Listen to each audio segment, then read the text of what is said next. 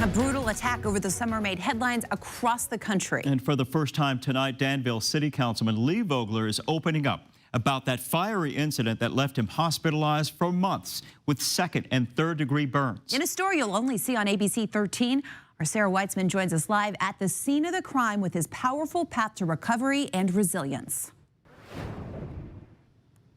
Danner, just a few hours ago, I spoke with Vogler right here where he was doused with gasoline and set on fire. It's a place he hasn't been able to return and talk about what happened until today. Can you tell me, what do you look at and still remember about that day? Well, the one thing that kind of stands out to me that I noticed the first time I rode by here is kind of where I ended up landing was over here in this area in the bush that I think I fell on.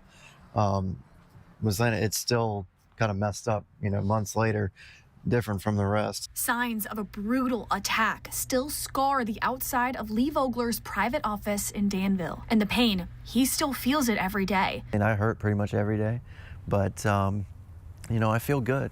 I feel good being here, and every day above ground is a good day. A miracle, considering that it was just in July that he was doused with gasoline and set on fire. It left 60% of his body badly burned. My family was told, he's got severe infections in multiple parts of his body, he may not be here tomorrow. But now Vogler is happy to say he is back doing what he loves and thriving. To get out 6 months ahead of time, and I'm out playing one-on-one basketball with my son. I'm lifting my daughter up in a dad-daughter dance. I'm going to football games. I'm doing council meetings. I'm jogging. I'm doing a lot. Now, I say all that. Again, I have pain and I have a lot of limitations, but I'm able to do things that 2 months ago they never would have thought was possible. Doctors placed skin grafts over his burns that closed the wounds, but it's left him with limited mobility until they heal. It doesn't really understand functionality and all that, so that's something I have to constantly stretch and, massage and do exercises with so that I'm not pulled down all the time. But that setback is nothing compared to what he thought would happen. Was there a point that you didn't think you were going to make it?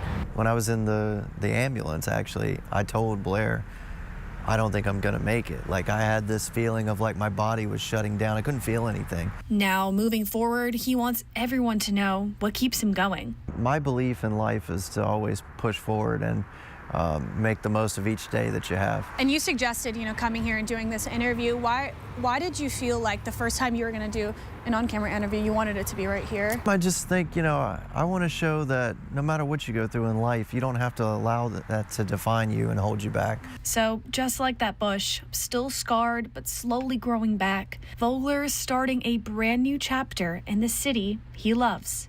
Never came back yet, or not yet. I'm sure it will in the spring. Sure it will.